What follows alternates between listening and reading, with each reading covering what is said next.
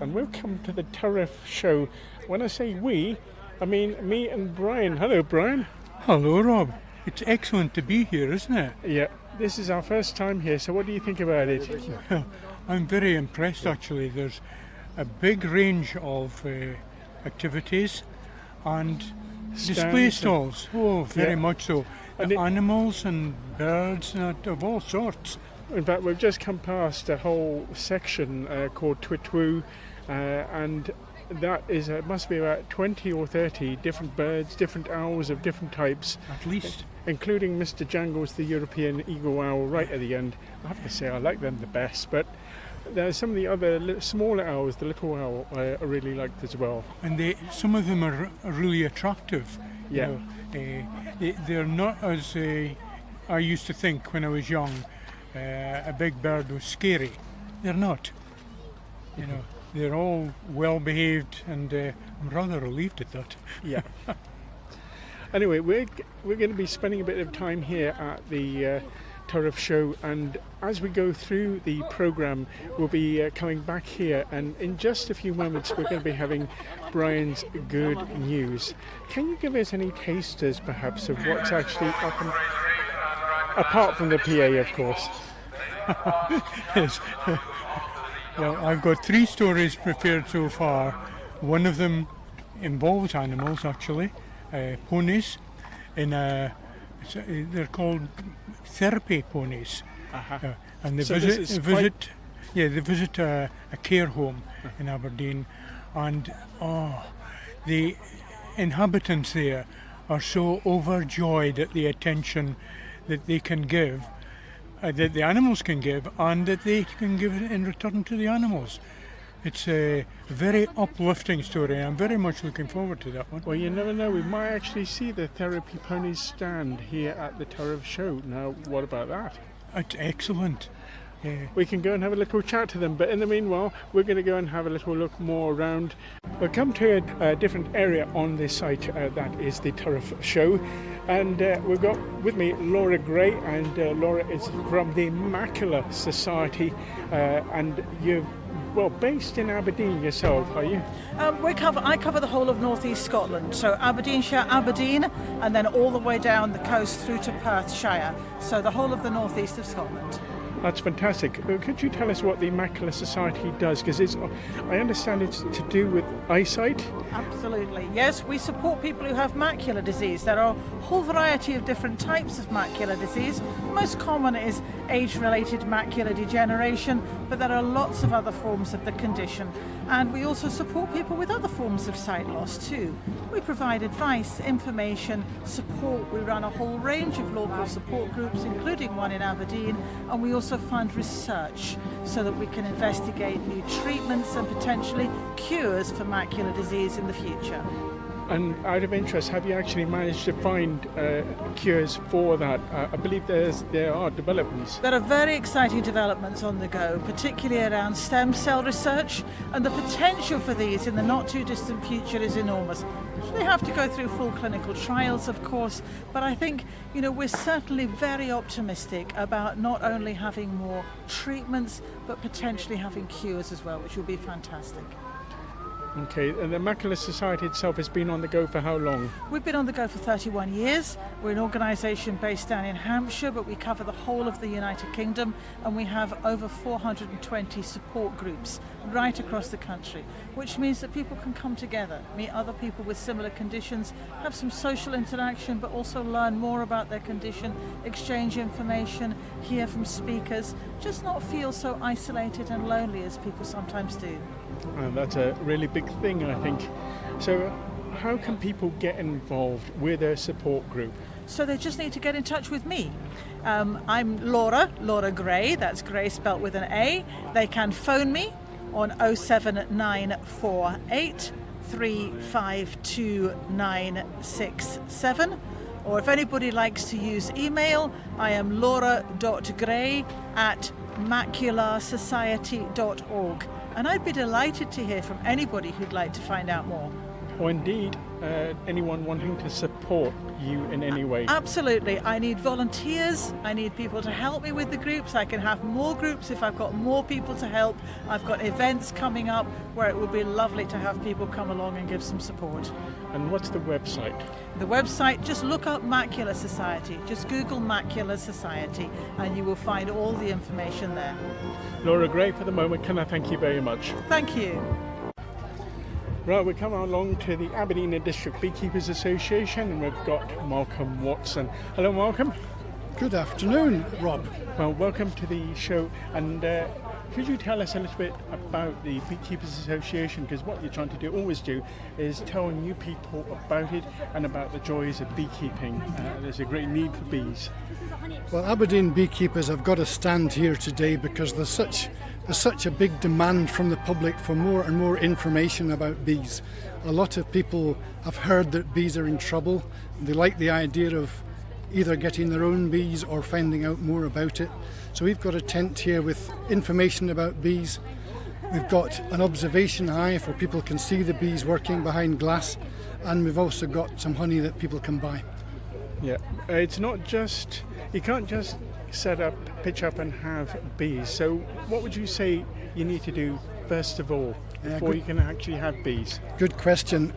A lot of people say, I'm thinking about getting into beekeeping, what should I do?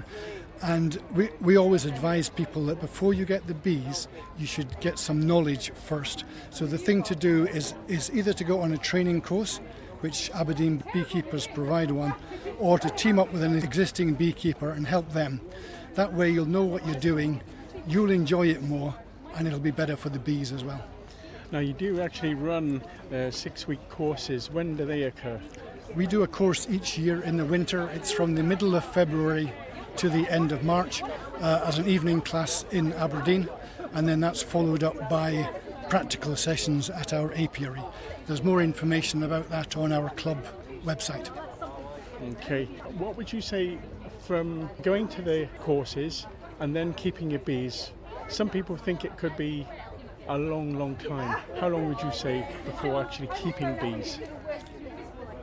People who come to the end of the course will have enough knowledge, but they won't necessarily know whether they enjoy keeping bees. So we need to have a go, get our hands inside a hive, find out what it's like to be surrounded by bees, and then if newcomers pass that hurdle, they can get bees straight away the same year. So people doing the course next February, March will be able to have their own bees by next summer.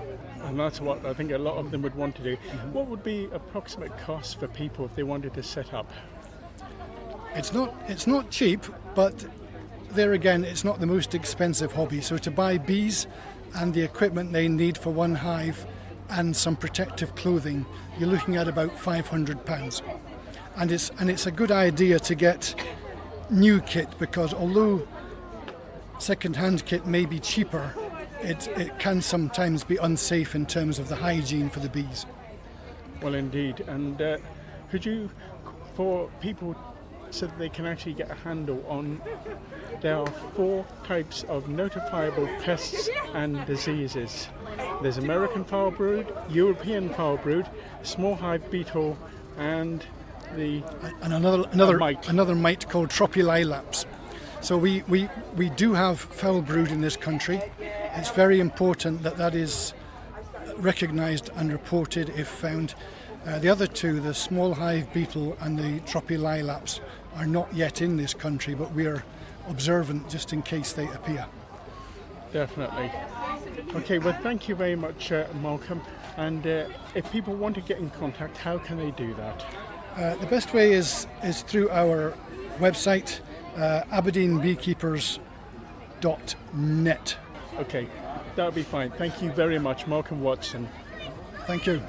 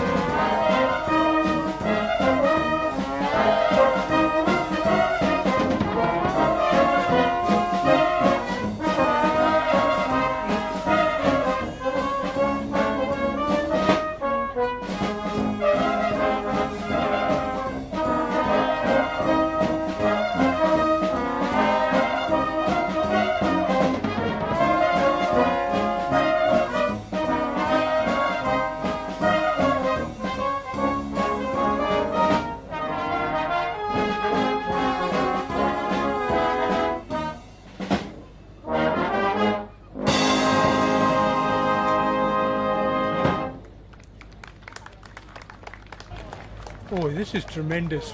We're at the Turriff show and we're going round all the stalls and everything, and we've come across one which really I think we both agree is very important, because we have several times put a report for Charlie House on the radio, and it is excellent to actually meet you face to face.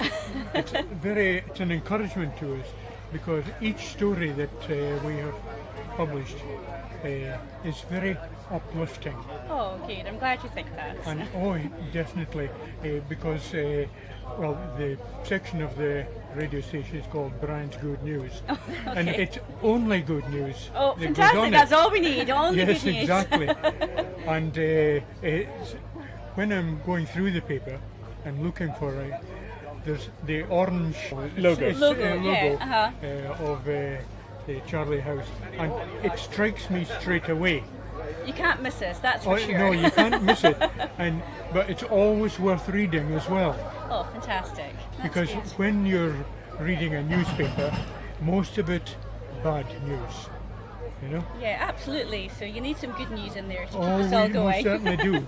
And Charlie House, thank you. You always provide good news. Oh, fantastic! We're glad that we do. So yeah. We're encouraged. Yeah. Now, one thing I do see is your jewellery range. You've never done this before, so could you explain a little bit about this jewellery Yeah, range? so it's brand new to us. It's only been launched for a few months.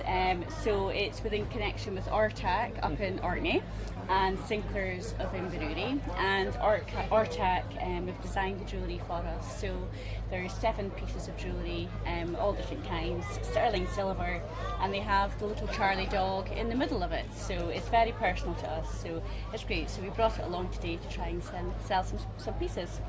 I hope you do. And So do we. and your big build, that's standing about 2.5 million. 2.5 million currently. So as we launched obviously in November, and we're doing really well. And just since we've launched, I think just the community support, the corporate support, and general public support has been phenomenal, and it really has brought us up to the next level. So it's really good. So yeah, we're sitting at 2.5 million. So yeah, we're really pleased with that. So just a wee bit to go, but yes, we're slowly getting there. So. When do you expect to be able to start building? So we've given ourselves an 18-month sort of limit to get to the 4 million, and then once we start building, possibly another 18 months for building, so 3 years probably in total. And then it'll be completed 8-bed centre. 8-bed centre, which will have various rooms. So it'll have 8 bedrooms. It'll have 8 family rooms in there as well, so families can come and stay with the children. It'll have sort of various rooms, outbreak rooms for the kids to go and enjoy some activities. We'll have a hydrotherapy pool. We have like a teen den. We'll have garden space. It'll be fantastic. So definitely a home from home. So when they're coming to stay with us, it's very much a relaxation point, and they can get away from everything and have a bit of downtime and enjoy themselves at Charlie House. Fantastic. And what about your new volunteers? How many volunteers are you really needing to come on board? Many more. We always look for volunteers. So our volunteer coordinator came into post maybe about 6 months ago, and Joan's doing a fantastic job trying to gather more volunteers, but we're always looking for new volunteers. So yes, spread the word that we need more volunteers, and that can be from helping out at stalls like the Turriff Show. It can we need volunteers for our new Recharge Cafe in Bonacore Centre, and then just generally anything we're going to, we're needing volunteers. So spread the word for volunteers. And where do you see Charlie House in the future? Well, in the future, we see us being built and running a fantastic specialist centre that is very much needed here in the northeast for our families. So that's hopefully where we see in the future. Right, I didn't quite get your name. It's Leanne. Leanne And Donna. Donna. Thank you very much to both of you, and may we wish you all the Oh, best. thank you so much for your time. Thank You've you. been very encouraging as well. Oh, thank you. you. Thanks so much. Oh, well, that wasn't so bad actually. We're coming along not just too many storms, and we're here with Angie from Clan Cancer Support for All, and you're based down on Westburn Road. We are, but we have 13 centres across North Scotland. So my area is North Aberdeenshire. I'm based at Crimond Medical Centre, but also have a Turriff Outreach Centre in the library. on the square. So we're in Turriff on a Thursday, we're in Crimmin Tuesday, Wednesday and Friday, drop in 10 till 4. So what do these centres do? What can people expect when they go to a centre? We support people, anybody affected by cancer, not just the person going through the diagnosis themselves. So it's the families Yeah, families, children, friends, colleagues, anybody that's affected by it. The service is free of charge and they can access any of the 13 bases across North Aberdeenshire. We also have Shetland and Orkney bases. The main head office is in Westburn Road in Aberdeen. Right, and what's in Aberdeen that they don't have in the centres and Well, we all run drop-in centres. Each centre is tailored to their own needs for their own clients. Aberdeen has the Haven. That's the only thing that we don't have. And the Haven is a 27-bed and breakfast facility. It's the only part of the service that does have a small charge, but you will find it's an affordable accommodation in the city, so that people that are required to be in Aberdeen for 5 days a week for radiotherapy, they can access that service. It's a home from home facility. Thursday nights normally fish and chip nights. It's a very sociable. You get a lot of peer support. There's the bedrooms themselves are very beautiful. It's just been done up actually. We have shared kitchen facility, shared living room facility. So, there's books and games and everything you need to be away from home. There's always support on hand, and they can access the services, join in Clan Centre themselves, Clan House. There's always support volunteers to listen, providing emotional support, and we've got wellbeing activities as well. So how many staff do you have, and how many volunteers do you have, or you're obviously needing new volunteers all the time? We do. We've got over 300 volunteers in the city. I'm not sure about Outwith, but in Crimmin I'm running with about 12 volunteers at the moment. That's support volunteers.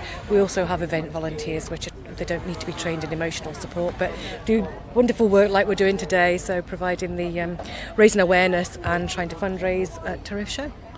Oh, it's fantastic. How many years have you been coming to Turriff Show? I've been here, this is my 4th year. So, and it's just an event that I really enjoy coming to, because you're in the heart of the community. Now, out of all these years, is this the only year that it hasn't rained, or? Oh, it rained yesterday. And today we were forecast for rain, and we've got this glorious sunshine, and I'm in furry boots. So, hey. You're really warm. I'm really toasty, yeah. It's lovely. It's been a bit quieter today, but yesterday was the family day, so we were busier yesterday. Right. So how can people get in contact with you to get supporting and, Well, you'll get Clan House in Aberdeen, which is the head office, on 01224 647 000. It's at 120 Westburn Road, and they can give you information through our website. So you can look for Clan House information online. Just Google Clan House and you'll find some information on us somewhere. And what can volunteers expect when they come in and they volunteer? What sort of things can they expect to be doing, and what sort of things can they expect to it's a sort of two-way process, I guess? Well, we utilise what skills they come with. So if somebody has wanted to apply for being a support volunteer, they get trained for a start. We get PVG checked, everybody's checked, and they come in and do listening support with people affected by cancer. The event volunteers, they come on board and bring a wealth of skills, so they could be doing anything from manning stalls, they could be covering sales tables in the centre, we do arts and crafts, people could be running that, we do coffee mornings, afternoon teas, so depends what they come with, where it's best suited for them. They normally come in and say, I would like to do this because I've got a skill in this, and we tailor everyone's need. We want people to feel valued and supported. Yes. So we also support the volunteers. We have support volunteer meetings once every bi-monthly, so they can come into the centre and feel part of a team, feel valued, and we get a lot more out of that. So excellent. Angie, for the moment, can I thank you very much, and I wish you well. thank you very much. Thanks for your time.